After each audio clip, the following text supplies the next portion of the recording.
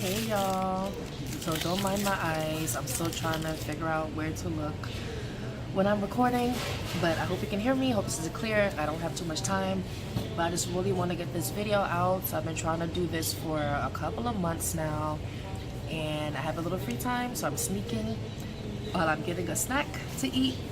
So I guess it's like a low-key mukbang, so to speak. And the hungry, so I'll be eating and I'll be chatting with you real quick. So the whole point of this video is any background noise, just ignore it. I'm out in public. This will never get done at home, so I'm trying to get it done now, y'all. So I wanted to give you some tips when it comes to IEP meetings.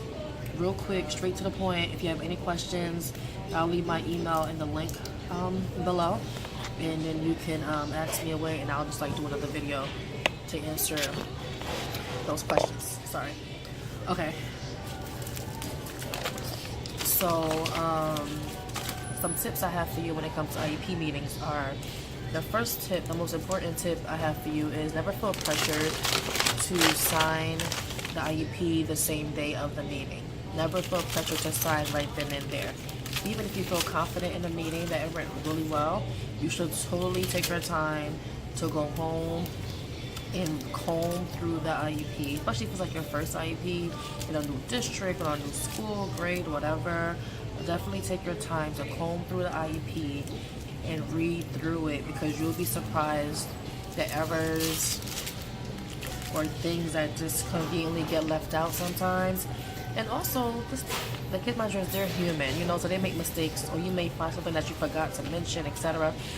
So, because what you sign is in effect. So I would always advise you to read, comb through the IEP.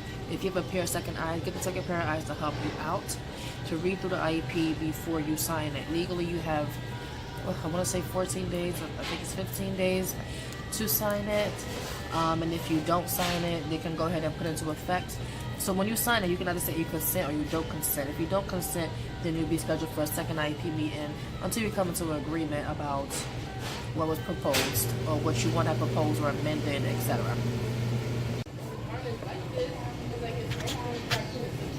Sorry y'all, trying to find my light again. I had to switch positions and it's very dark over here. Okay, this one's look better. Okay, my second tip to you is if you have a family friend or relative, somebody who just really cares about you and your child in your journey, that shows interest in wanting to assist you, help you, they're available to go with you to the meeting, I totally recommend that you go with somebody to the meeting who cares, who's invested. Because truth be told, I know they say IEP meetings is a team, and the parents, we all come together with the teacher and the therapist, etc., to see what's best for the child. But truth be told, the staff already met. They already know what they're going to approve.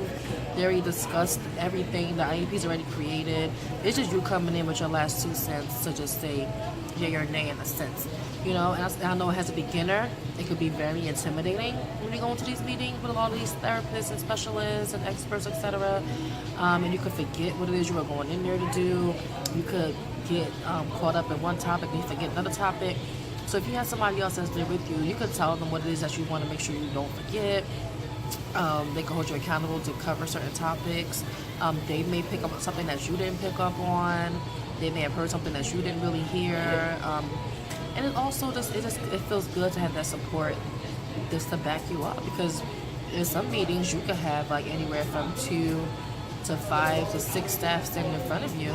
So if you're new to this and you're not confident in advocating yet, if you have somebody, even if they don't have anything to say, if they're not an expert and they just want to be there, has moral support, I totally advise that you do that, because you'll feel comfortable because you know you have somebody with you who cares for your child as well. And it just doesn't help. I mean, get support. If you got support, bring it with you. And it looks good too.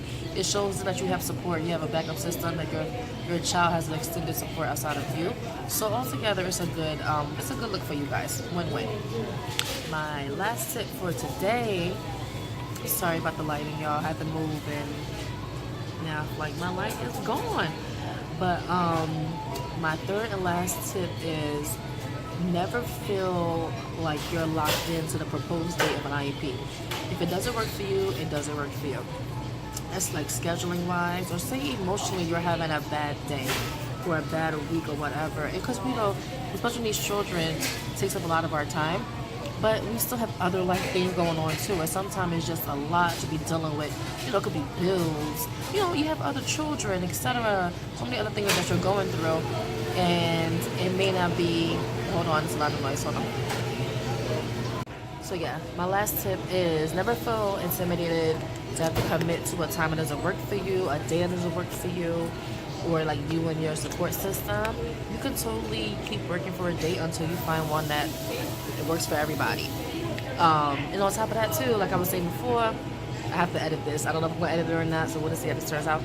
But sometimes you're just going through a lot in life, like I was saying, and you just can't do it. You're just not up for it. Because, you know, it's not always easy peasy. Some IP meetings are like amendments. It's just easy peasy updating stuff. But sometimes it's like full blown. Like you have to advocate and request evaluations or extra services, etc. And you have to be in a good mental space to be able to properly advocate for your child, as well as, you know, you're going to be hearing no sometimes, or they're going to be combating you on certain things, or you probably be hearing certain things about your child that you really don't want to hear at that moment. And if you feel like emotionally you're not in a good mental space to handle those critiques or rejection, it's okay to just cancel the IEP meeting. I've done that. Even if it's like day of, and you know what, it's just not going to work. Not saying, you know, I know it's inconvenient for all the stuff to come together, but if you know you're just not in that space to do it, it's okay to not do it. Like, it's okay to cancel. You will do your child more harm by going into the meeting and being passive aggressive, or just angry or sad, or just not responding because you're just like so over it. And it can tell when you're over it. You know what I mean? It's best you go there in your best light, with your best energy, ready to properly advocate for your child. The same way you will show up for work, show up for school, whatever else that you do, you want to come with that same energy to IEP meetings. You gotta come ready to get it. You gotta come ready to advocate. You gotta come ready to be your child's voice. And if you know you're in a space where you probably can't do that, it is okay to cancel that meeting and reschedule for a better time. Like, it's okay to do that. Then we'll be back with more tips. If you have any questions, anything I proposed so far or I shared so far, please let me know.